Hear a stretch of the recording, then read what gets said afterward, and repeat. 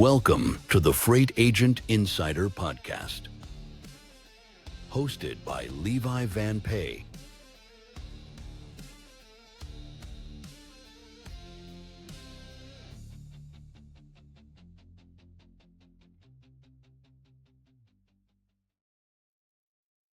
Hey, everybody in Freightland, welcome back to Freight Agent Insider. I am your host. If you don't know my name, it's your first time here, and welcome to you. I'm Levi. Yeah, this is going to be a fun episode today. I've been looking forward to this one for a while because the feller we're going to have on, he's been a buddy of mine for a while, and it's interesting learning more about him, like as we've kind of preambled before the show started. I had no idea what he actually did, which says probably more about me. That's not good, but it makes it for a more exciting show today because we're all going to learn something together. And this guy is awesome. Before we get to that, there's a couple quick show notes. Something I've talked about a few times before we've dove into the show is the Freight Agent Expo that's coming up in Las Vegas in January of 2027. So this is the first ever freight agent conference that's ever happened before. To my knowledge, I don't think it's ever happened before. Everybody has their own little agent conference for their respective freight agent program, but nobody's done a Super Bowl of freight agent conferences before. So that's what we are doing. It's January 15th and 16th at the Fontainebleau. It's beyond me and fancy. I don't know how to pronounce it, but that's where it's happening. Check out fax27.com. You can see a bunch of the speakers we have coming. It's going to be a lot of fun. The algorithm, whatever platform you're watching the show on right now, algorithm really only works if you're following. So if you could do me a huge favor as an independent podcaster, independent show, helps a lot. If you're following, gets our guests more eyes and ears. Oh, this is fun. The website, freightagentinsider.com. I'm already thinking of our guest. Freightagentinsider.com. I vibe coded a brand new website. It looks awesome. Check it out. You can go to the page Go On Air and record questions for our guests. It's sick. Check it out. Do it. We'll get you involved in the show. All right, everybody. Let's welcome our guest today, Connor Miller. Connor, how are you today, brother? Wow, this website actually looks great. Vibe coded the whole thing. And that fits perfectly with what we'll talk about today because you are the AI guy. What a wonder. What a wonder. And funny enough, I would have never, ever, ever expected to even hear that be said about me. Frankly, I mean, I did everything in a notepad for like 7 years when I was doing carrier sales. So I'm sure there's a lot of people out there that can relate to that. But I'll just give you a quick intro. I'm Connor Miller. I've spent 12 years in freight brokerage, not selling software, but actually doing carrier sales, ops, running the floor, help scale a brokerage from 15 million to well over 100 million in revenue. And I've sat in every single seat that matters. I've done track and trace. I've done customer ops. I've collected a POD. I mean, anything that you've done as it relates to the load life cycle for a freight broker, I've definitely done it. So, I mean, that kind of led me to what I'm doing now. Now I'm building Freight Scout, which is software that builds AI agents for freight brokers. And essentially like agents that actually do the work, not just deterministic carrier matching, like some of the other platforms out there. So go ahead. Before we even get into that, man, I mean, you've got a pretty incredible background that's led you to that. Like you said, like what somebody said the other day to me, they're like, vibe coding. You vibe coded a website. That's beyond me. That's way smarter than anything I could do. And I'm like, the reason I did it was because I'm not smart at all. It's crazy that this is just where we're at with technology, is that you can type in or tell an AI what you want and it will create it for you. We'll get into that. So you've kind of gone through all these different seats in freight. What are you doing now in freight, Connor? Are you an agent? Are you a brokerage owner? Where are you at with all that? So I still have an agency that I am now a minority owner in. I took some chips off the table last year like around July because I wanted to start learning how to build software. Cool. So still part owner, but we have some other partners as well. And currently our brokerage side of the business is under Mode Global. We recently saw a pretty cool cool for some facets of the industry. Cool for the safety facet of the industry, I think, but the SCOTUS ruling and the Montgomery case is dropped. The hammer has fallen. Uh what are your thoughts on this pertaining to, as an agent yourself?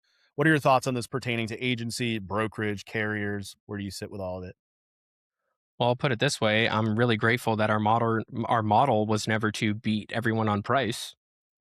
I think that's, I mean, pretty much says it all right there. Frankly, most of the big box brokers, I mean, dude, like nobody's going to go and move the same type of freight as Coyote for the same price, right? Like, I mean, it's almost Right. impossible when you're a mid market guy, right? So we've always been somebody that is actually proud to say that we're going to be more expensive. Yeah. And, at the end of the day, it's such a cliche thing to say that you get what you pay for, but I think this industry speaks volumes to that statement. I mean, specifically look at the case that, just happened. I mean, Right. and look at everything that's happened with the DOT and this new administration over the last like 12 months. I mean, we kind of saw it start to rear its head back in like December of last year. And since then they've just been on a spree, and it's like so needed too. I remember when I first got into the industry back in like 2014, and I mean, dude, it was like 70% of the people I talked to was just a good old boy that grew up on a farm, and it's true. Like, dude, some of my best Yeah. relationships I remember was like a husband and wife team driver that like was raising their kids on the road. Like, I mean, it's incredible the Incredible. type of people that you meet, through what you can do in this industry. And now it's like, well, gotten a lot better since like last December, but let's look back just a year, 2 years ago, and it was like flipped. About 70% of the people you talk to seemed like they were foreign nationals. And it's going to be interesting to see how this continues to play out, over the next couple of years. Yeah, it absolutely will. Was thing the way things were going pre-December, was that part of the reason you decided to kind of take a back seat with the freight agency and do everything you're doing with freight technology now? Um, Not really. I mean, there's always ups and downs in the industry. I mean, if you people that have been in it long enough know that it is very cyclical, and it's more of if you're not running the right model in the good times, the bad times are definitely the bad times. So we've been through a lot of those different cycles, let's say over the last like 12 years.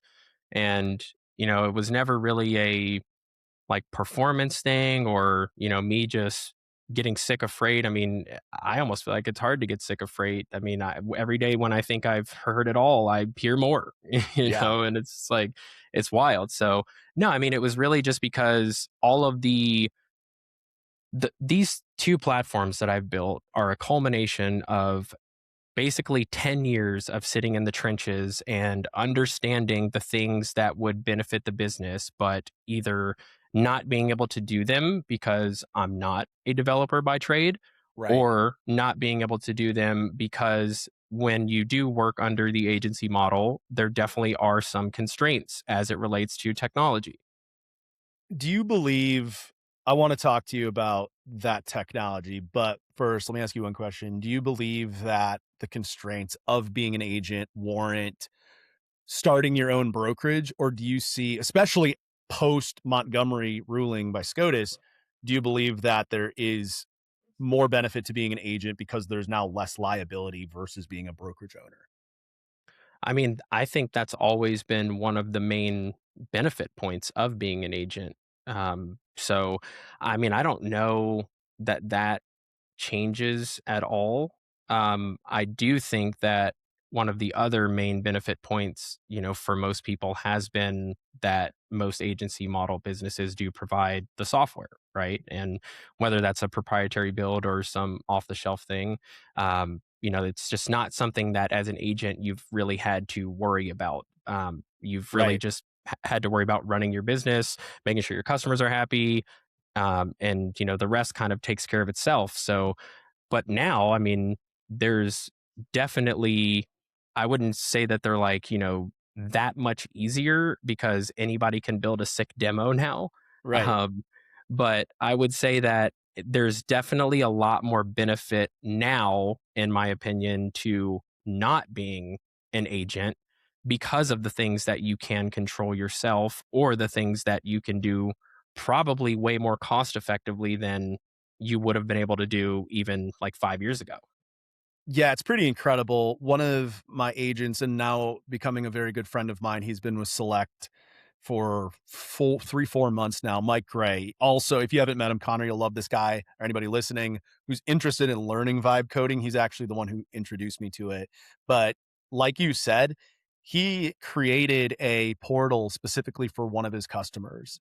And it's lights out. I mean, it's streamlining everything he's doing with his largest customer. It's crazy, but this is where we are at. Like, you have the opportunity to do all of this cool stuff with technology. And on the topic of vibe coding and software creation, I'm opening the floor to you, man. Like, you're getting really good at this stuff. You said you've taken kind of the backseat on the freight agency side of things to open this floodgate. What is your software that you've been working on, Freight Scout? So I actually have two platforms that I've built. One of them, in my opinion, will end up becoming the actual Freight native CRM. I know there's a couple out there that would claim to have that title. Mhm. But I do think that a lot of the platforms that people built back in, I think it was like 2020, man, when this whole like freight tech revolution like happened. It was like the industrial revolution for freight tech. And it was because of COVID, and everybody's like, oh well, now I can build something, and I'm Yep. not doing anything else, might as well do this. And I That's remember right. going to TIA in San Diego in 2022, I think it was, yeah, in 2022, and I just remember being like, dude, who the hell are all these people? Like, who are all of these new tech companies that I've never heard of? It Yep. was like everybody and their mother built a TMS, and it was like, it's such an amazing thing when you put it in perspective for the industry overall, right? Because I know a lot of people that work in different tech space, and they're Right. like, wow, you guys still don't do this. And it's like, yeah, well, if only you Yeah. knew what it was like even 4 years ago, you'd be like, whoa, this is a dramatic improvement. Um, so yeah, I mean, I think that there's a lot of people that built things that thought that they were going to be things that stood up to the test of time, and as technology has developed more recently, specifically with agentic AI, there's a lot of people that built things that are automation tools, Right. but they aren't actual AI tools, right? Right. And I think I had always been more on the other side of not really, to me, it's not the automation, right? Like, I mean, anybody can automate anything, right? And at the end of the day, it's not about getting rid of people either, right? That's the most tone deaf thing that I ever hear. People come into this industry and, oh, we're going to, get rid of the people because we're going to automate and we're going to use AI and blah, blah, blah, blah. And I'm like, dude, good luck. Look what's going to happen 6 months from now when your top Yeah. 5 customers that you've moved freight for 7 years with are like, who the hell am I talking to? And it's just, Well, and it's that going to end up. that just happened with, as an example, Salesforce, right? Where they laid off like 4,000 people, and then the CEO, it was like maybe a couple months later, walked it back and said, "We made a mistake." Something to that effect, because people don't want to talk to the robot. They want to talk to people. Well, so, and I will say there is an aspect of that, but it depends on like how you're actually doing it. So we're actually training our own voice model right now. And there is a company that, like, I'll definitely shout out to them. They're like, in my opinion, the pioneer in the space, Happy Robot. I remember meeting Pablo back in 2024 or something like that. And, Yeah. I was like looking to figure out a way to use voice software and agents and whatnot. And at that time, like vibe coding wasn't even around yet. Like it Right. was great. It's crazy how recent a lot of this stuff has happened. Brand new. But I remember talking to him and being like, you know what, this is going to 100% be the next big thing in the space.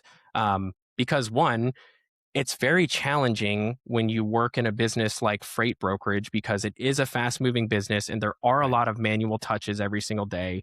So I think oftentimes it's easy for somebody that is a C player to hide at a company, right? So like it's That's a great always been point. hard to like basically put everybody on the same level playing platform, being like, oh, this guy's performing better because of X, Y, and Z, and this is how we've tracked it, and blah, blah, blah, blah, blah, right?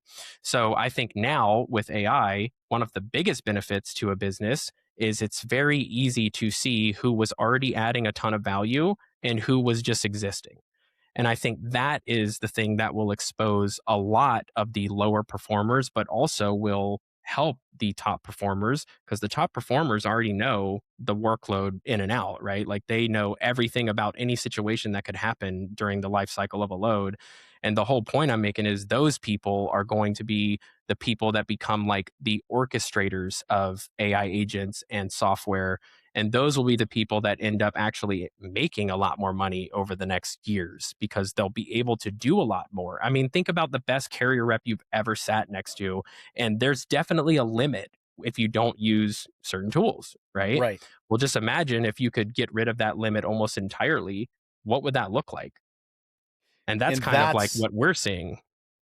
and this is what Freight Scout will do. Is that correct? Yeah. So as it exists today, and it's been nice because I've been very fortunate to be able to have a minority stake in a brokerage right now and use that brokerage as our pilot customer. I'm still the standing CIO at that company, so I manage all of the tech, all of the network, everything. So it has been very easy for me to get started. I think one because of that, and then two because I mean the people that work there I've worked with for 10 plus years, Yeah. and they trust me, I trust them. It's very easy for them to give me feedback, very easy for us to work together and make sure these things are working the way that we want them to. So as it stands today, we are not actually doing like any automated carrier sales calls or anything like that, but we do have a voice agent that does automated check calls.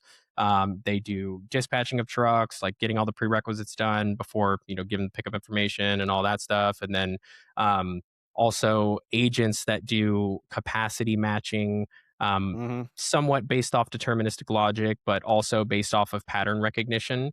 So one of the things that has been great for me is I have all of our data from the last 10 years.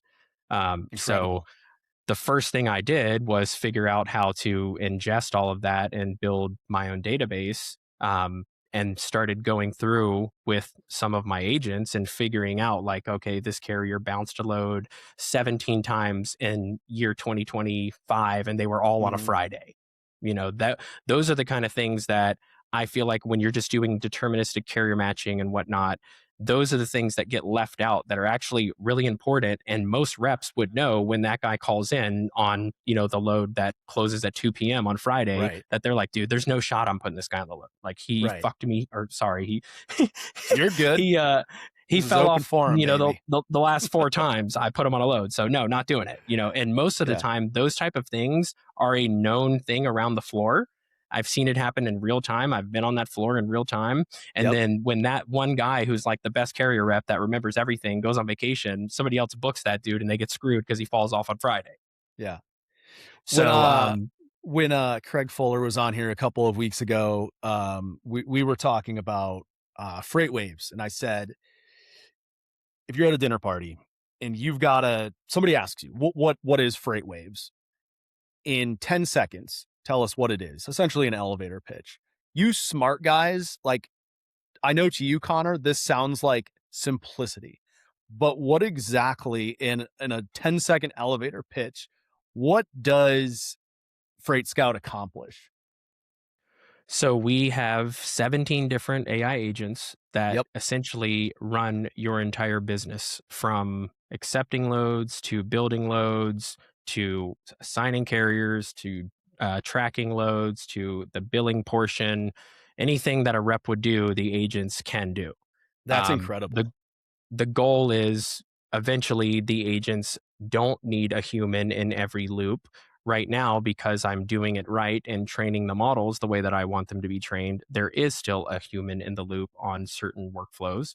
But I think there's most people that are trying to build these tools that, are just throwing a bunch of crap out there and expecting it to work, and expecting, the agent to learn from itself, and all of this crap that you see on Twitter now.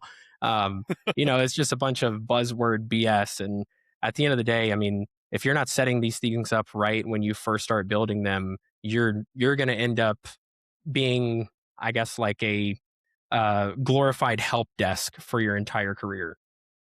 I'm going to walk back what I said about the Salesforce CEO and laying off 4,000 people, then, like I did earlier, where I said he walked it back because people wanted to talk to people. So customers got pissed off, essentially, if I was understanding that story correctly. So your thought is not necessarily true. As long as these agents are trained correctly, it can essentially completely replace these, because essentially it's just an SOP that's done over and over and over repetitively currently with a human. Why not replace it if you're essentially doing the same thing over and over? Well, so I think the challenge without having so one of the things that we do that I'm sure most people will end up doing once they are having AI actually run things for them is we use a learning loop with our agents. So there's a calibration agent that sits at the center of all this. And after an agent executes task, they come back to the calibration agent with the Yeah. task that they executed, what the outcome was, and then the calibration agent essentially measures all of the outcomes from all of the different tasks that the agents have done, and then puts all of the tasks that had the best outcome as something that becomes repeatable. Right. So, and there's a little bit of a variance in how these things happen. Right. I mean, an agent could say one different sentence on a phone and the result was much better. Right. Like it could be something as simple as that. But we're tracking all of those things. We're even tracking on a check call. If an agent leads with a specific thing that doesn't get us the result we want from the driver, okay, well, next call we're not going to lead with that. And then you eventually dial in the model so much where it's almost indistinguishable from talking to a human because it's been trained specifically on freight phone calls. Do you think that we get to the point, and obviously this is the worst AI is ever going to be right now, right? Oh, dude, that's such a Hormozy thing. I love it. I don't know if you But watch I'm Alex right. Hormozy, but that's Oh, that's what love he him. says all the time. But it's so true. I tell that to my boys all the time. So in 5 years, when it is essentially indistinguishable from human, is sales roles, will they go away? White No, collar jobs. We've talked about this. So Connor and I were in a group together, a text group together, Good Guys Invest. Connor's a big investor. I love investing. We have a lot of John Rogers, shout out Cody Godfrey, shout out Ryan Paul, the boys. Um, we've talked about this a little bit. In fact, one day I dropped that Citrini piece. It was like the doom piece of AI, which talked about how we're going to have a ghost economy where I'm just going to make it real short, where companies are going to basically fire people to invest more into AI to offset that margin loss. They'll have to fire more people, invest more into AI, and it's just going to create this doom loop, aka the ghost economy. And you said to me, essentially, it's not going to happen. We're never going to get there, right? So what do you think of all that? so I do think that if somebody is looking at the metric of, let's just say, unemployment, I think they're looking at the completely wrong metric, Mm, right? The unemployment rate is going to continue to rise over time, in my opinion. And I think okay. it's because the productivity lift that we've gotten from AI has been substantial. And we haven't even begun to see what it will eventually be, right? Right. Like what you just said, it's the worst it'll ever be right now. And right now, I mean, there's enterprise level businesses out there that still don't even know how to implement it into their workflows and implement it Hmm. into their business to actually benefit their business. So I think once we get to that point, there's definitely going to be some like form of a scare of, okay, this is real, this is happening across all businesses, not just Google, not Right. just the metas. No, it's happening at, the mid-market brokerage. It's happening at the small mom and pop donut shop down the store, like all of these things.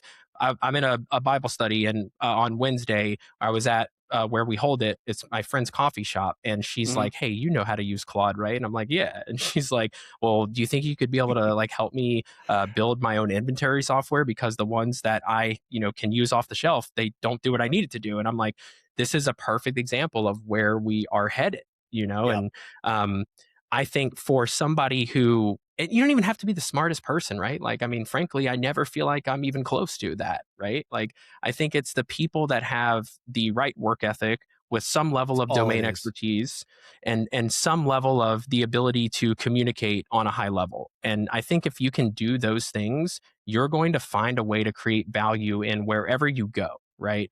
So I don't think that there's like this fear that people should be scared of technology and Yep. what we're going to see over the next, like, let's say 5 to 10 years. If you're somebody that's lazy, that is somebody that doesn't care. You know what's crazy? Like what you just said about with the right work ethic, like anybody could, you don't have to be that smart.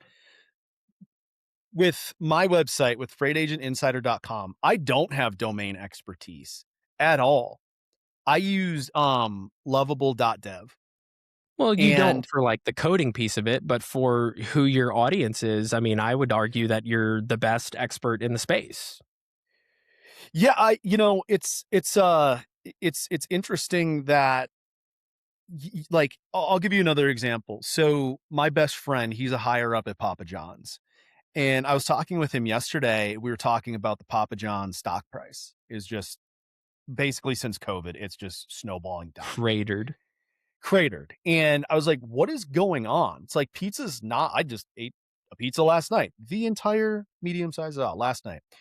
It's not going away. Everybody loves pizza. So what's going on with the stock price? And he said it was interesting because what's killing Papa John's stock price isn't that people aren't buying less pizza, it's the aggregators. So when you have Uber and DoorDash, now they're able to buy uh, Wingstop or McDonald's or any of these other things. What used to set Chinese food and pizza apart was they delivered. Well, now you can deliver anything to anybody at any time. That's what's Well, dude, I killing would it. argue that that also has a lot to do with GLP-1s, Oh, with the with with less Ozempic freight. and all. No, yeah, well, just in these like junk food, type businesses. I mean, I love pizza, but like, I mean, dude, if I'm gonna eat pizza, like, I'd rather eat it in Brooklyn or something, right? Like, Right. I'm not. But I mean, we still get pizza from Papa John's and whatnot. But I mean, I would say not nearly. I don't see people getting that type of stuff nearly as much as I did, when I was a kid. It's funny you bring that up because I asked him the same thing because we were talking about peptides. GLP-1's a peptide. And I said, "Is this why? Is like, are people just buying less pizza?" He said, "No, people are buying just as much pizza, weirdly enough. It's just this thing with the aggregates." I think there's a piece of that you are correct I on wonder though, why man, their 'cause like, revenue's down 8% year over year if people are buying the same amount of pizza. yeah, that's a actually a great point. It can't be, right? There was something that I think it was Craig Fuller of FreightWave shared about, um, like, 1,000,000 truckload deliveries less directly correlated to the use of GLP-1s because people are just consuming less food. I believe it. I mean, I believe it, especially for companies like Frito-Lay and junk food type stuff like that. Yeah, oh yeah, absolutely. All right, now that we're back into this, everybody watching this didn't get to see the fun part where my camera just completely cut off, so we had to kind of revamp and get back into this. Connor, as we kind of wrap this up, because yeah, we're already at the 30-minute mark. What do That's you want crazy. to? It told you it goes fast. What do you what do you want to leave us with, dude? I mean, it's your floor. We can cover more AI. We can cover agentic stuff. We can cover your software. Yeah, man. I mean, I don't know. Everybody always tells me that I should stop giving away so much and like do more sales and everything. And I have just always had the opposite opinion. I've never been one to talk about how great my stuff is that I'm doing or, anything like that. It's more like head down and bring the value and everybody else will, want more of it. So I'm sure that's Yeah. also why you guys haven't heard nearly as much from me in the last like 3 months. Feel like I've basically been glued to my computer for 16 hours a day building building these platforms. So I'm really excited about where we're headed. And I'm really excited about where the industry is headed specifically for the A players. I do think that there's a ton of A players out there, and I think it's been harder for them to, make sure their value is known everywhere that they go. I think, and historically, it's easy for an A player to get taken advantage of by a large company. So I mean, I love what you're doing, encouraging people to, if you're not happy being a W-2 guy, you should definitely start your own agency. I can definitely speak to that. I mean, I've been an agent my entire career. It's definitely has its advantages, and especially if you're coming from a place that, you're either undervalued and, Yeah. shouldn't be, or coming from a place where, you can do much more than what you're doing right now. And I think now is the best time ever to bet on yourself. Absolutely. There literally, quite literally, has never been a better time to bet on yourself because if you're bootstrapping any business, like you can create a a full-blown out of the box business right now, a software company, whatever you want. What used to cost $50,000 plus from soup to nuts, you can create right now for a couple $100, which is insane. Connor, I want to circle back to one thing real quick. So earlier you said you're also a minority owner in a brokerage. Is that you're like me with this? I feel like where like if somebody asks you what you do so many different things. I don't know how to answer. I was on Desmond Clark's podcast yesterday, and he asked me like, "What do you want to be, announced as?" And I'm like, "I don't really know how to." We talked about this before we started. I don't really know what exactly. How do you talk about? My parents think that I'm in network marketing. They think I'm in a pyramid scheme. So point of all this that I'm He's running saying is Herbalife. I love it. and the other half of people think I'm genuinely unemployed. At home I all thought the you were a time. radio show host. So the point of everything I just said is you said minority owner in a brokerage. That's completely separate from the agency, correct? Or is it one and the same? No, it's one and the same. Yeah. It's one and the So, same. Okay. minority in the agency, but the agency is a brokerage. So, yeah, one and the same. Okay, I'm tracking you. I'm tracking you. This is why, like I said before, I introduced you. I didn't know exactly what it was that you did. Now I know. I think I say that too, just because there is, I mean, don't get me wrong. Like, I think it's two different strokes, different folks, and whatever you want to do with your life and whatnot. So, I mean, with the agency model, like, you do have a ton of guys that are that $1 million to $5 million agency, and that's really great, especially if it's somebody that came from a W-2 role and now they're running their own business, and they have all of the freedom that they wouldn't have had in that W-2 role. And I think more people should be doing that. Frankly, I think there's way too many large brokerages that are taking advantage of W-2 sales guys that are really good people and really good sales guys. They just maybe aren't, fully there in terms of putting that confidence behind them to run, their whole own business. And Right. frankly, it's not as hard as you probably make it out to be in your head. You've Yeah. dealt with so much shit already in freight regardless. So, what's another 10 things that you're going to end up having to figure out anyways? So I would encourage people to do that, now. It's the best time that it's ever been. So when I say like minority owner in a brokerage, I think it just is because we grew so much that it became a thing where people are like, oh, well, why are you still an agent? Why are you still an agent? You guys doing 100 million, you shouldn't be an agent, and it's just like, Yeah. well, I mean, there's definitely a lot of points that I could agree with there, and there's some others that I disagree with, but um, I do think that there is the potential at some point over the next couple years where maybe the agent piece won't be a part of what we're doing. So we'll see. Connor, you're an enigma. You're incredible. Guy also day trades like a maniac.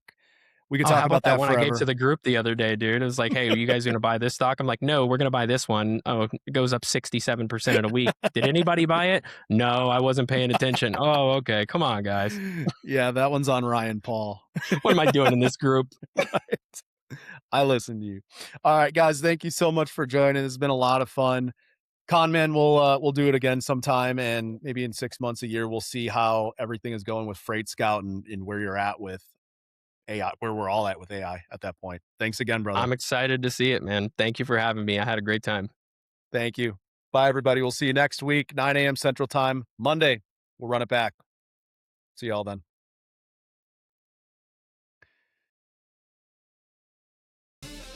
Thank you for watching the Freight Agent Insider Podcast. Like us and subscribe on YouTube, Spotify, TikTok, and LinkedIn